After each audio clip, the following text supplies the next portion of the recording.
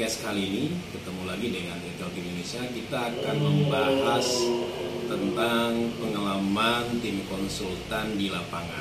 Jadi apa saja sih yang terjadi di lapangan? Banyak sekali ragam varian yang kejadian-kejadian lapangan yang unik, dan ini memang mempengaruhi bagaimana jalannya toko. Nah, sekarang saya bersama Mas Ubit, nah, kemitraan Indonesia Mart yang sudah berpengalaman, caps-nya udah 4-5 toko ya. Oke, saya akan tanya sama Mas Ubit. Oke, Bit. Jadi kira-kira udah berapa toko yang digarap, Bit? Kalau untuk saat ini ya sekitar 4-5 toko yang pernah digarap. Udah di mana aja itu? Ya ada di Jogja 2 ya. Jogja 2. Habis itu di Cilacap, habis itu di Kalimantan, sama di Klaten. Klaten ya. Ya.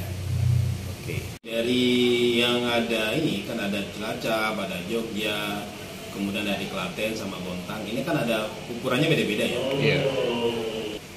Ya, kalau untuk ukuran setiap tempat itu berbeda-beda. Jadi kita biasa menyesuaikan dengan karakteristik dari bangunannya sama luasannya nanti. Yang Jogja ukurannya berapa tuh? Kalau yang Jogja ada 2. Yang pertama itu 6 kali 7. 7. Terus 6 kali 7. Terus ada yang kecil juga. Yang kecil itu 3 kali 4. Itu di Jogja. Yang Cilacap? Kalau yang Cilacap itu lumayan besar, itu sekitar 9 kali 8. Yang satu lagi mana? Klaten ya? Kalau Klaten itu sebenarnya bangunannya luas. Luas. Bangunannya luas banget dan cuman dengan budget terbatas. Jadi kalau estimasi awal itu maksimalnya itu di angka sekitar 150-an udah cukup penuh. Kalau idealnya.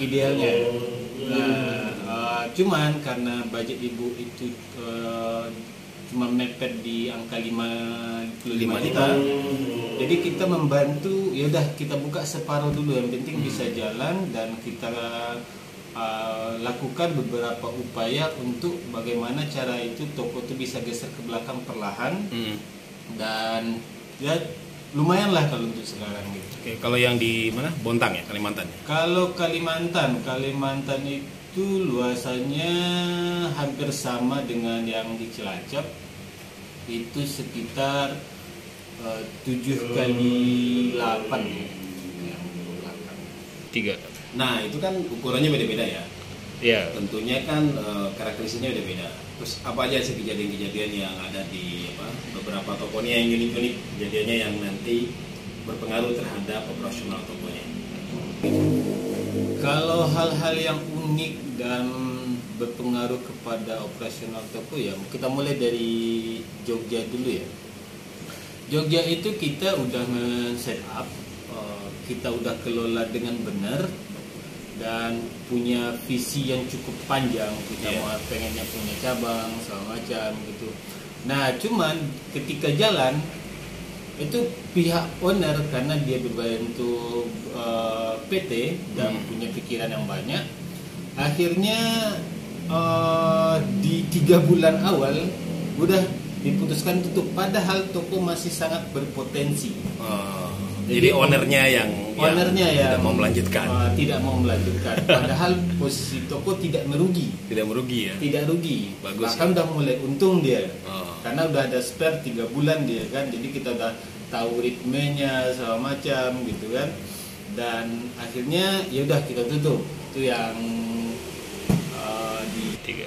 Nah, itu yang Jogja ya. Yeah. Jadi kan udah 3 lagi ya. Nah, kalau yang 3 lagi itu gimana karakteristiknya toko-tokonya itu? 3.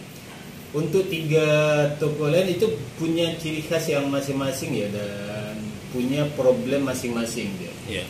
Ada yang kepala tokonya yang bermasalah. Bermasalah di mana? Bermasalahnya ya itu sangat fatal sih waktu itu. Jadi kita udah set up, udah maksimal, terus ternyata dia mengundurkan diri pas hari GO. Oh. Oke, terus yang lain? Terus yang lain juga ada pihak owner itu dia sudah mau melakukan grand opening. Oh. Kebetulan yang jadi kepala tokonya itu adalah anaknya sendiri. Oh. Dan anaknya punya pikiran untuk tidak melakukan grand opening dulu, Waduh. diundur. Akhirnya itu omset kita cukup sulit untuk naik. Karena nggak grand opening ya? Nggak ada grand opening, nggak ada kegiatan apapun, nggak ada pola-pola promosi, nggak ada. Akhirnya untuk menaikkan omset kita cukup kewalahan. Sampai saat ini kita masih mendampingi itu. Jadi beberapa kali kita tanyakan, kita kasih masukan untuk melakukan itu. Itu udah proyek sekitar hampir 6 bulan lalu. Tapi sampai saat ini masih kita dampingi, masih kita tanyakan apakah tokonya berkembang atau di mana. Terus yang satu lagi? Nah, yang satu lagi itu pihak owner terlalu khawatir untuk menambah stok. Jadi di awal kita udah set up, kita udah sampaikan supaya melakukan inovasi untuk varian produknya segala macam, dan mereka takut mengambil keputusan untuk mengambil produk yang baru. Padahal omsetnya bagus. Padahal secara omset dia cukup menarik, tidak terlalu bagus karena kan stagnan dia, karena tidak ada variannya. Oke. Nah, itu kan secara kalkulasi kalau kita hitung misal nilai stok dibagi 3%, dia udah masuk. Kali 3%. Dikali 3% udah masuk. Cuman kalau untuk bertambah itu kadang naik, kadang turun. Jadi nggak tetap rata-rata di angka aman, cuman naiknya sulit gitu. 3. Nah, tapi dari beberapa yang ada itu kira-kira masih ada yang bagus nggak jalan tokonya ini? 3. Oke, terkait adakah toko yang bagus jalannya? Ada.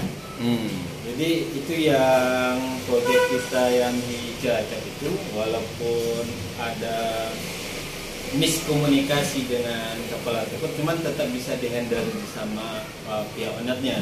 Dan kita udah membantukan untuk tim untuk mengcover permasalahan. Jadi sekarang itu dia buka 24 jam dengan posisi lokasinya itu yang strategis iya, tetapi 50 meter di sampingnya itu ada grosiran besar. Di depan grosiran besar ada grosiran lagi. Berapa omsetnya per hari sekarang? Kalau sekarang itu tak lihat dari softwarenya itu di angka 4-7 juta. Bahkan pernah tak lihat itu 23 karena dia bermain di parcelnya segala macam gitu. Jadi lumayan cukup puas kita membantunya, dan ketika grand opening juga sangat ramai waktu itu. Begitu. 3. Nah, dari beberapa pengalaman ini kira-kira kalau orang ingin bikin minimarket, apa yang harus mereka ikuti? Apa sih komitmen yang harus mereka ikuti dan supaya toko mereka ini berjalan baik gitu? Bicara komitmen apa yang harus diikuti sama pihak owner yang ingin buka toko ya dengan menggunakan jasa kita. Nah, ini kita adalah konsultan yang pengalaman kita sudah cukup panjang. Dan pengalaman kita bukan sekedar pengalaman yang berbentuk teori, tapi kita udah praktek di lapangan segala macam. Nah, udah banyak ya yang udah banyak. Itu kalau ya? secara perusahaan itu udah dari 2010 gitu kan, dan klien kita mungkin udah ribuan di seluruh Indonesia, bahkan di luar negeri ada. Nah, apa yang harus diikuti oleh pihak owner? Ikuti apa yang kita sarankan. Karena kita menyarankan sesuatu, tidak mungkin ingin menjerumuskan pihak owner. Karena kita ingin bantu ya. Tujuan kita membantu dan juga bertujuan untuk memberi hal yang terbaik untuk pihak owner. Ketika kita lepas dari sana, itu toko tetap berjalan dengan baik dan dengan sistem yang telah kita bangun begitu. Sekarang pakainya software online ya? Ya, sekarang online rata-rata kita menyarankan yang online ya, karena kita bisa juga membantu. Jadi misal gini, beberapa klien itu ketika kita lagi nggak ada kerjaan di kantor, ya udah tak buka software mereka dan kita bantu menganalisa apa sih kekurangan toko mereka, apa sih yang harus dimasukkan. Jadi ketika kita menemukan kasus, kita langsung kontak pihak owner atau kepala tokonya. Mas, ini kayak gini, masukannya kayak gini. Kalau mereka ada masalah, misalnya masalah di produk atau apa, jadi kita juga bisa memberi masukan dari jarak jauh.